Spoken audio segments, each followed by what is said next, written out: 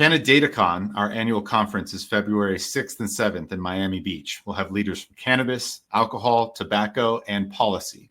For more info, check out www.canadatacon.com. Today, I'm with Marc Sorini, General Counsel at the Brewers Association. The Brewers Association is a key constituent of the beer and broader alcohol community, and we're thrilled to have Marc with us today. Hello, Marc, and welcome. Thanks, Ian. Great to be here. Really happy to be here virtually, you. I should say.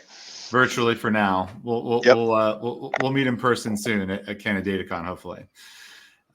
So yeah, I'd love to maybe give you an opportunity to briefly introduce yourself, and then let's jump right into it. Sure. So first, about the Brewers Association, we represent small independent brewers. So our largest member would be a Boston Beer Company, and then everybody smaller. So we are representing really small business. And although, of course, a few of our members are gigantic, the average member is around, I think it's around 600 barrels. And so we represent a great many small businesses. I personally was outside counsel to the BA and its predecessor back to 1998, and then in 2020 I went in-house, and one of the advantages is it allows me to work from home on a regular basis. So I've been around the craft brewers for now about 30 years, and it's been great to watch the growth and all the excitement. And I'm also an eager consumer of a responsible but eager consumer of fine craft beer. Wonderful. Thank you so much for the context. I love the tenure that you've had in this space. I think understanding how we got to this point gives us a lot of intelligence as far as where things might go. So maybe to get things started, I'd love if you could give us a little bit of a history lesson on how we got here today. There are a large number of craft brew houses here in the U.S., but it wasn't always the case. Yeah. Maybe can you give us the lead up, and then we'll kind of get into more recent trends around consolidation, but maybe get us to that point first, and then we'll go down the road from there. Yeah, one of the things that I like to point out is that in many ways we're in a back to the future kind of era, at least when it comes to policy. So that when you look at the pre-prohibition era, but particularly the immediate post-prohibition era, you had a fairly large number of breweries. Of course, most of those breweries were primarily local. There were emergent national brewers already, by 1900, for example, but most breweries were local, and most of them were self-distributing. Most of them had certain retail operations. And then in the post-prohibition era, coming out of World War II, in the same way that Wonder Bread conquered the bread market, you had more sort of mass market, and I'm not going to, more mass market products that conquered the beer market, and you saw this massive consolidation. And along with that, sort of the distribution channels became what we now think of as very traditional, three-tier. All of that sort of came out of the post-World War II consolidation. And now we're back to an era where you've got, 9,600, I believe, breweries in the United States, and most of them are local. And so it looks in some ways very much like it did 100 years ago, where 100 years ago was prohibition, but 90 years ago or 110 years ago. I got you. Yeah. And so then craft brew, I think we can agree, was a consumer-led, I think, response to what was beforehand. And in other words, more choice, more focus on flavor. Correct me if I'm wrong on these things, but the craft brewer, would you say, was maybe more on the ball with some of the leading trends if you wind back the clock 10 or 20 years ago? Or That's right. Maybe give us a little bit of that. And then I want to add the beer wholesalers into this discussion after we touch on that. Sure. Well, first of all, let me give the kind of disclaimer. If you remember the old Saturday Night Live skit of Unfrozen Caveman Lawyer, I am just a lawyer.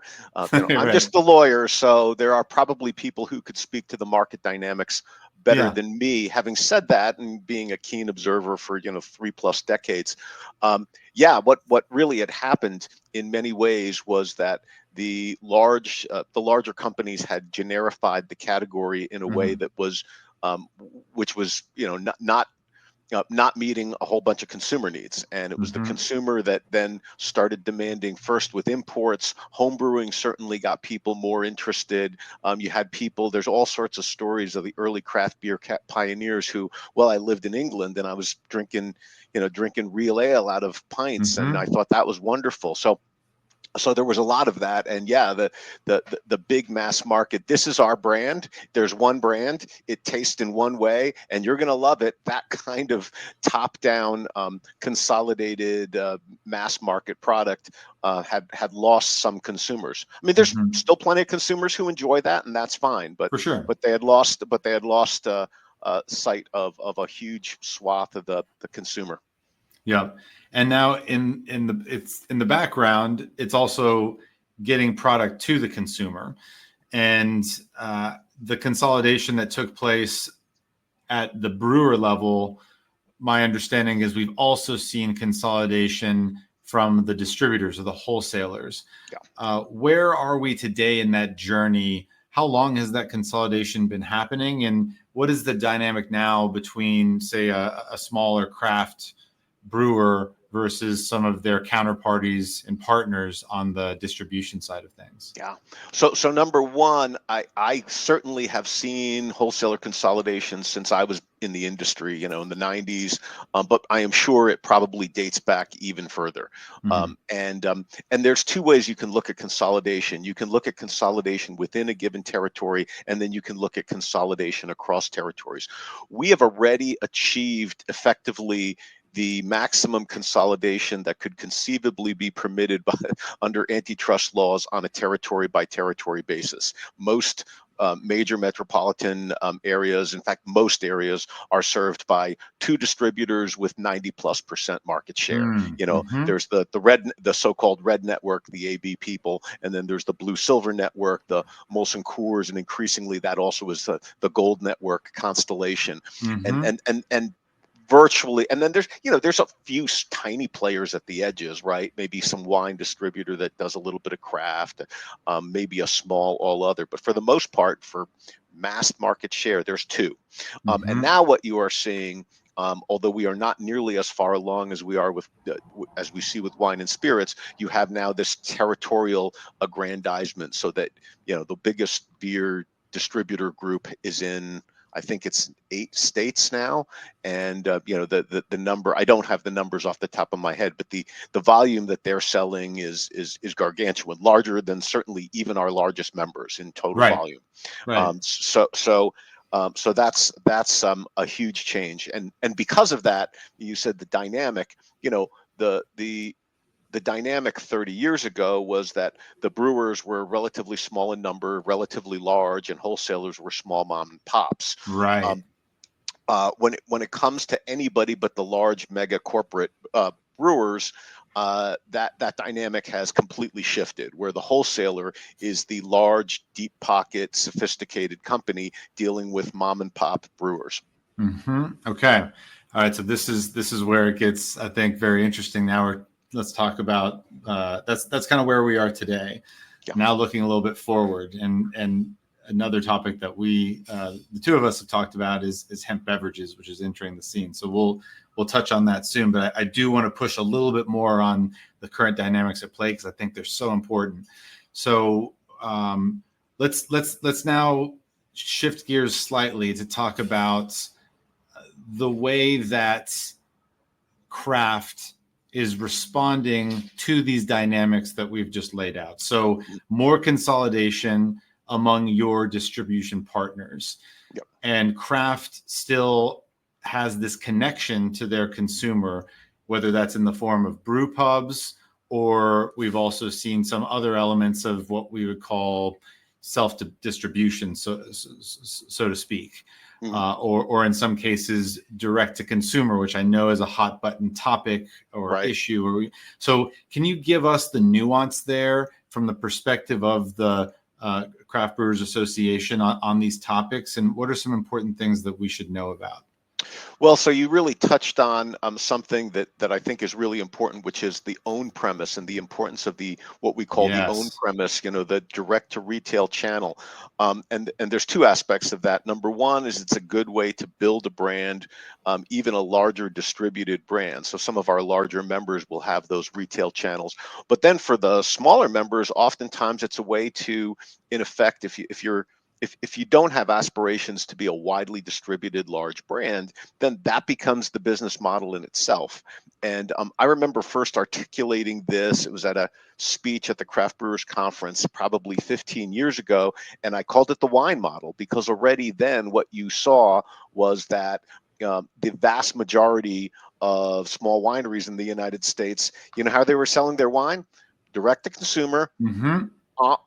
on their tasting room, to their wine club, and then hosting events. And they were Right. not participating in the traditional 3-tier system almost at all. Mm-hmm. And I think that increasingly craft brewers are there's a large number of our smaller members that are participating in the market in that way as well. Yes. Okay. And now I want to go a little bit more wonky, and then we'll Okay, sure. helicopter back up. Yeah. I love So policy wonkiness, so that's fine. I know you do. Yeah. So I listened to one of the podcasts that you recently participated in. I think was it it was A the beer Brewbound, business. maybe? Yeah, Beer Brewbound. Business Yeah. Daily? Okay. Mm-hmm.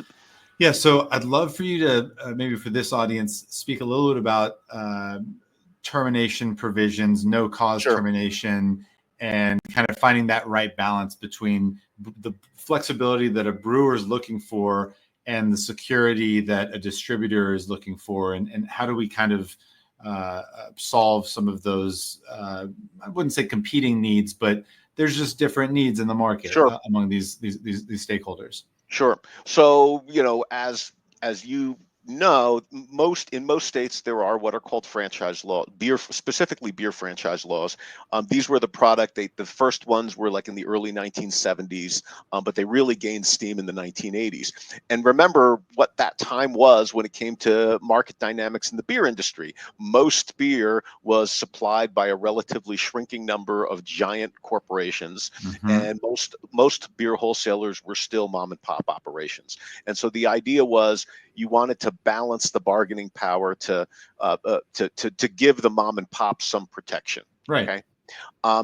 And I think there's room for that, but what they didn't anticipate was, okay, that's fine when you're talking about some giant global company, an AB InBev type, and their distributor. Does it really make sense now when you have your local AB distributor, which is 50 times larger than its largest craft brewer, and Right. still holds all the legal cards? And so, we have been big advocates for franchise reform, which is creating sensible carve-outs for smaller players while leaving them intact for larger players. I mean, we recognize that having an independent middle tier, even one that's relatively consolidated, is better than the alternative. When you look at distribution channels in most of Western Europe, for example, they're owned by the two dominant brewers. That's an even Okay. worse place for us to be. Or So, for any upstart brand or brewer in, say, Europe has an even higher bar that they're going to have to yeah, that's right. surpass. That's right. I mean, my anecdotal observations. I mean, I go to Italy semi-regularly as a good paisano, and have been to other places. I was in France last week. My observation is that they also don't have tied house laws. And so you can walk into almost any retail account and immediately go, oh, this is a Heineken tied house. Totally. Because even though they have craft offerings, they're all within the Heineken portfolio. You can do it like that. The United States is a uniquely well, I don't know about uniquely, but certainly is a unusual market compared to the markets that I've been in Europe, where you walk in and you can say, okay, well, there's big supplier A and big supplier B, and then maybe small suppliers C and D, and they're all in the same retail outlet. You just don't see that. And so I always start with, I don't want to, I don't want to say that the system is terrible. The basic framework is good, but we also think that when it comes to small businesses, flexibility makes sense, particularly in the case of terminations.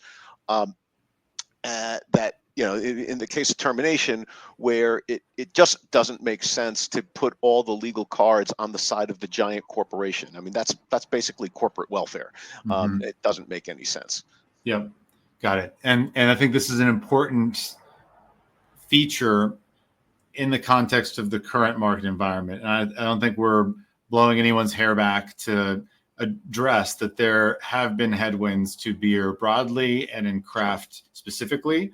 Mm. And so I guess my question to you from that, whether it's consumer changing preferences, there's also a higher degree of cost when you look at barley and things like that. Do you think we're approaching our own period of increased consolidation at the craft brewer level, kind of like what we've seen with their distribution partners? Or where do you think we are with that? You said 9,600 today. Yeah.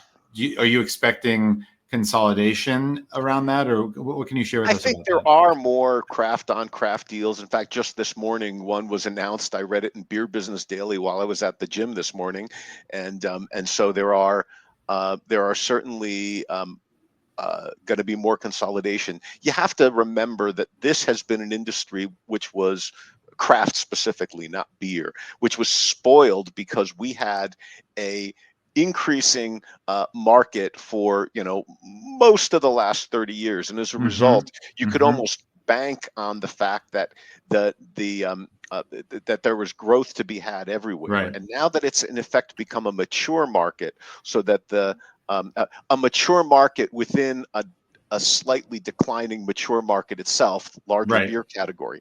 Those two factors suddenly mean that the days when you walked into a room of breweries in a given state and 9 out of 10 of them were up are over. There's going to be more competition, and it's going to look a little bit more like a mature industry like restaurants, right? Where you have a higher, I don't think it'll ever get as high as restaurants, but still there's going to be like just a higher rate of attrition of companies because it's more competitive and there's not a rising tide lifting every boat as there has been for decades, really.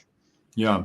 So a very interesting follow on for that is if we are entering a period of more consolidation, my history with craft beer is thinking of it as a locationally bound concept. I'll go and ask for a local craft beer at a bar without knowing exactly who that is. It's more buying for the category, let's say. Yeah. I do know that we've seen brands, if I wanted to point to, say, like Ballast Point, when they sold to Constellation, I remember that time when the beer heads, the nerds, were not just, I'm a nerd, so I hopefully say that in jest, but Guilty. yeah, that there was some feeling of betrayal maybe from the most hardcore consumers that, oh, well, this product is going national now. It's no longer this local thing. And so if we are entering a period of, say, maturing and consolidation, what is your view or the Brewers Alliance's view on, say, if there's a brand that is historically a California craft beer that is now being produced in North Carolina? Does that mean anything in your view? Is that a good thing, a bad thing, neutral? Like what is y'all's view on that? So the Brewers Association certainly values and wants to uphold small independent businesses. I mean, we can quibble about whether our definition of small is too big. There have been people who say it's a little too big, but the point is that we value that, and it's very much in keeping, since again, law geek, it's very much in keeping with the current administration, and maybe the next administration. Lena Khan has a big fan in JD Vance, of this kind of antitrust notion that keeping small companies around to foster competition is pro-competitive in and of itself. And so I think there's a lot to be said for that. And I mean, that's certainly not why the Brewers Association does what they do, but I think from a policy perspective, that's a good way to look at it. We create and by having that great variety, we have this great laboratory of innovation, or thousands of great laboratories of innovation all over the place, which can delight consumers in different ways. But back to the consumer, you're absolutely right. Consumers are looking for new things and experimentation. And I'm pleased to say I know some 20-something youngsters that I've gotten to know who have sort of like drank the Kool-Aid of beer geekdom, and even more than what I was doing 30 years ago. They are very much like, take out the map every Saturday and go like, we're going to that brewery and that brewery, and we're going to check it out and see what's going on. Yeah. All of that, I think, means that local still plays. Yes. But you also have to say that there's also some comfort factor in some of the national brands. I mean, I'm not going to name any brands, of course, because we love all our members. But there are certain nationally distributed craft brands that I have in my fridge all the time because I know they're reliable and I know what they are, and I'm not experimenting. And so I like to have that balance. And I think that's where sort of the beer market where those two things can coexist. Yes. Yeah. Almost like if you want craft to succeed, you can't hold them to a higher standard that brewers are brewing wherever is economically, like the mega brewers are going to brew wherever is economically most rational for them to do. So to hold them to a standard of it's got to be where the first facility that you first were born in, to me, it's kind of missing the point of if you want this group to succeed, give them the opportunity to do that where the consumer wants that product. Yeah, just by the way, hearing you say that, because I recently was speaking at a conference which was obsessed with geographic indications and appellations of origin. Okay, that's the word. Yeah, right. And it's very funny. I hadn't thought of it before, but that some of those kind of extreme beer geek views, I would say, are almost geographic origin like. Well, no. Well, you started out in Portland, Maine, and you have to keep making it in Portland, Maine, or you're a sellout. Yeah, that's kind of odd to me. I've never been a big fan of that. Yeah, human innovation by its for thousands of years has always been portable. That's one of the great things about humans is I had this great idea and I started doing it and I can do it someplace else. And I'm going to take it to other people and other people are going to sort of copy it and riff on it and do other things. And that's kind of how we develop. So, yeah. I love where we're going with this conversation. So let's keep on the innovation track. Okay. Yep. So we have seen craft brewers expand. Obviously, seltzers or continue to be a big trend, but we've also seen it in things like cider, maybe even spirits. Yep. What do you think is driving this diversification, and has that created any nuance for you as general counsel of the Craft Brew Alliance? Maybe give us the inside scoop on that a little bit. So we're lucky. I'm lucky because I spent 25 years in private practice, and my practice was category. It was not tier agnostic. I was almost exclusively supplier tier, but it was category agnostic. So I represented beer, wine, and spirits. So fortunately, from a sort of like knowledge perspective, I can speak to it. But you're absolutely right. What we are seeing. So there's 2 points I want to make here. Number one.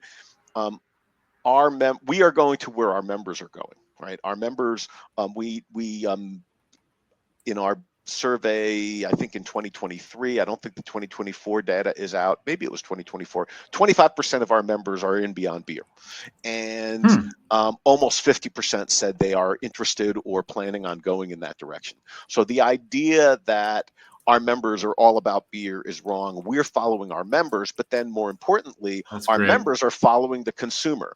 Yep. And that's exactly what they should do.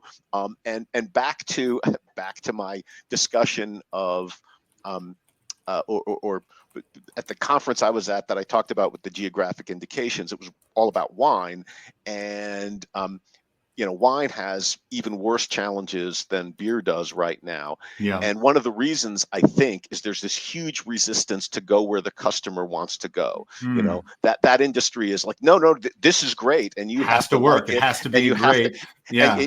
And you have to learn the geographic systems and the varietal names of Interesting. unpronounceable French things that they want the consumer to do. And you're 20, like I've got a bunch of kids in their 20s and one who's 30. They look at that and they're like, I don't understand it. It's confusing. Get it away from me. And Right. so, I think it's good that our brewers, and we want to make sure we support them in this, are moving to where the consumer is. I would love it if everybody drank a, barrel aged imperial stout. Those are great. I love them, and I'm glad that our members are going to keep making them. But not Mhm. everybody wants a barrel aged imperial stout, and you need to Yeah. move to that, to that consumer.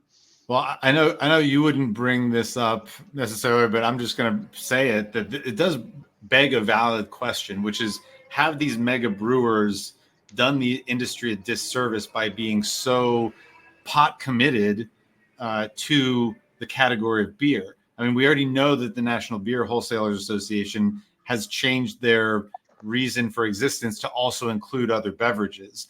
And you're telling me that the craft brewers also recognize and are going where the customer is. And I wonder if, kind of like the story you're telling about wine, and you don't have to answer it, but if the mega brewers were trying to square peg round hole this situation and say it has to look like beer because that's what we're used to, whereas the consumer's kind of telling us that that might not be true anymore. So again, Yep. I know you don't need to comment on everything, but yeah. To be fair to the big brewers, I think they're moving in that direction as well, right? If you Totally. look at, Yeah. I think every one of the majors, other than maybe Heineken, has an RTD distilled spirit Mm-hmm. product. Yeah. At least one of them has a wine product. Several of them have hard cider products. All of them had seltzers. As we know, that's one of those categories that it looks like, the two market leaders are going to be it.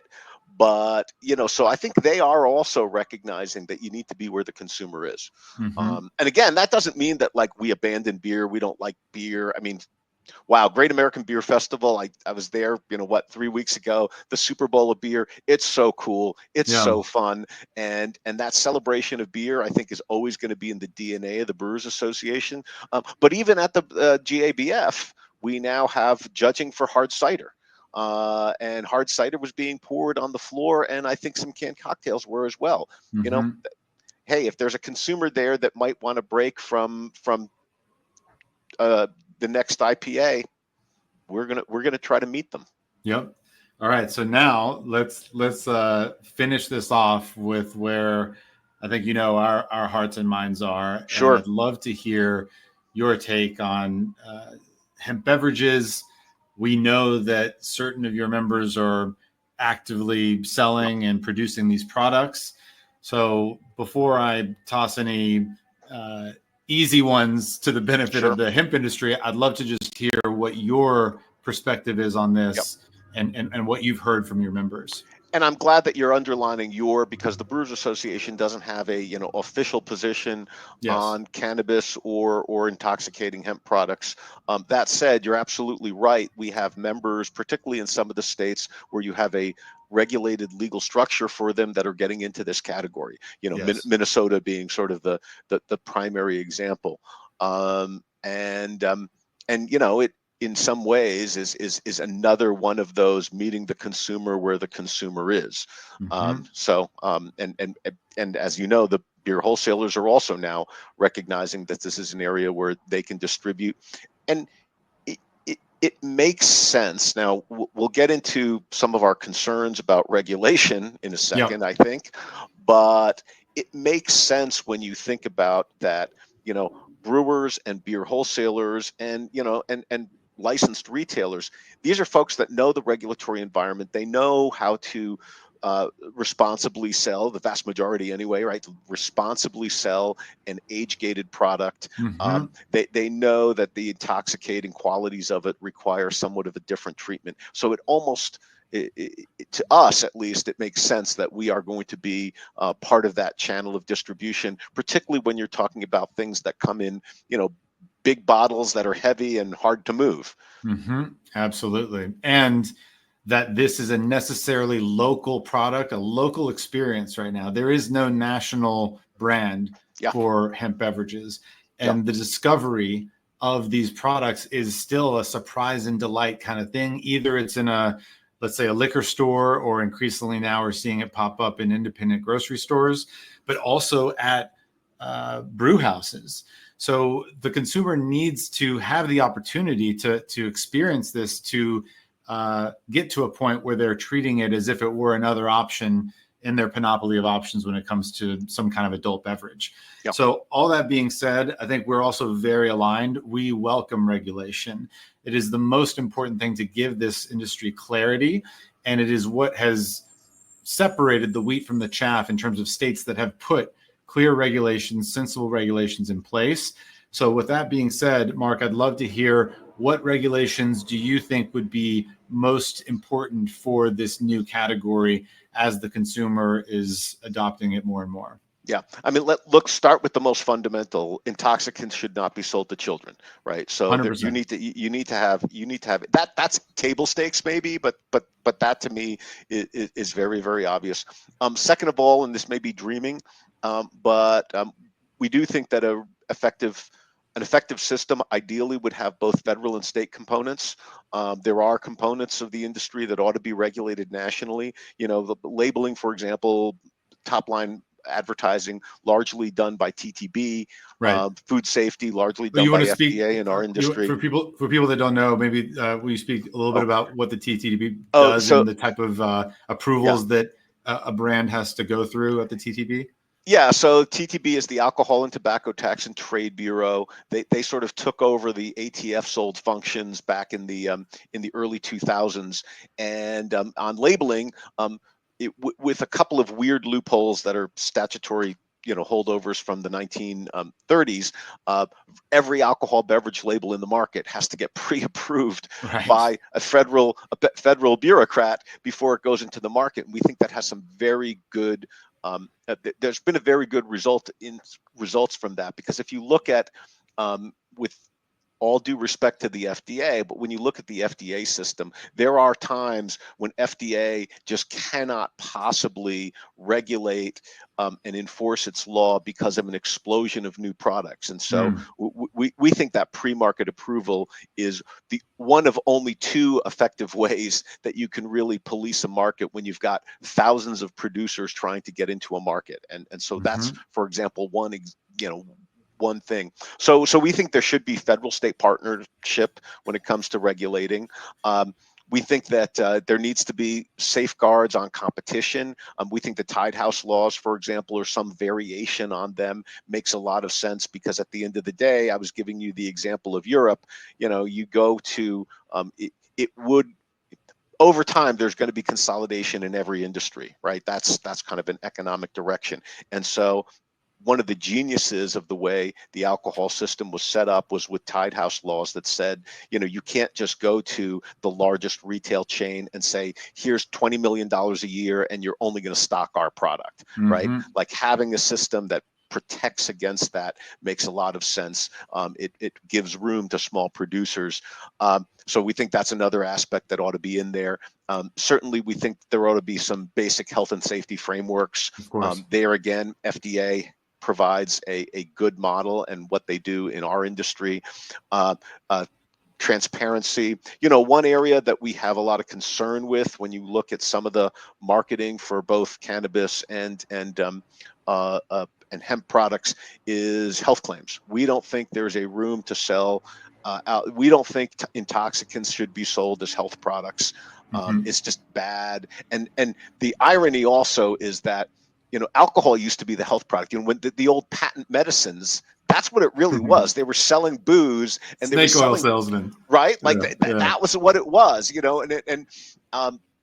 so we think that that's a big red line for us, is something that would allow the kind of health claims. And when I say health claims, also, I don't just mean this will cure cancer, right? That's sort of a full-on FDA health claim, but also stuff that says, like, use this to, sleep better. Yes, like all of that stuff. I mean, like, yeah, alcohol will help you sleep better too, but if that's how Right. you're getting to sleep at night, every night, that's a real problem.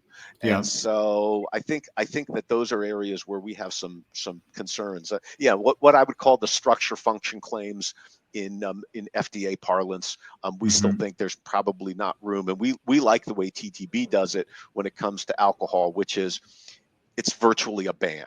You just don't say that stuff. Right. And with, by the way, with the, of course, exception that there are, like, CBD has understood medical uses which have been tested by FDA and approved, and that's perfectly fine. Yeah. So Yeah. Well said. One more I have for you there sure. is, because we didn't touch on it, is direct to consumer. Okay. Because Yeah. I know that that is something that has come up in the world of craft.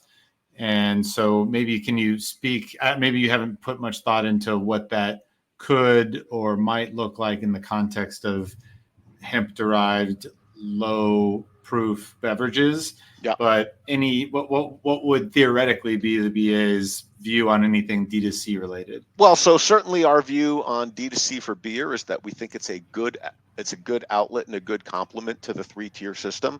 We don't think that the wine system has been collapsed by D2C. We think it's been enhanced, and we also now have a 20+ year track record in most states of responsible direct to consumer, and it hasn't collapsed the regulation or it hasn't led to a increase in underage drinking. In fact, if you look at underage drinking trends over the last 20, 25 years, they've been pretty steadily going down. And Right. so, and so we think there are responsible ways that you can do direct to consumer.